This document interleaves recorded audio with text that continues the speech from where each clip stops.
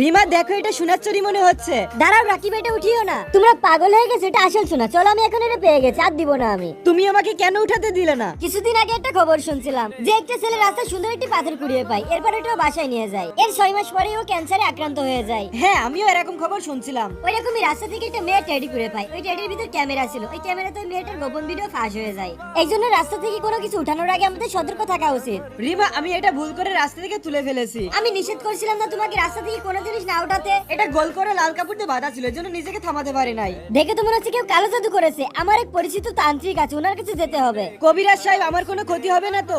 এখন আর কিছুই করা সম্ভব না। কোনো না কোনো তো উপায় আছে, বলুন প্লিজ। হ্যাঁ, একটা উপায় আছে।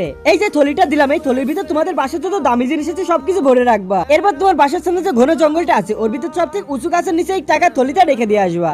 আর হ্যাঁ, টাকা রেখে আসার সময় পিছন ফিরে ভুলেও তাকাবা না, নয়তো অনেক বড় ক্ষতি হয়ে যাবে। আরে এটা তো অনেক ভয়ানক জায়গা, তান্ত্রিক মনে হয় এখানেই রাখতে বলছিল। আরে আমি আমার ফোনটা তো ওই থলির ভিতর রেখে আসছি মনে হচ্ছে। এক কাজ করি, চোখ বন্ধ করে যাই।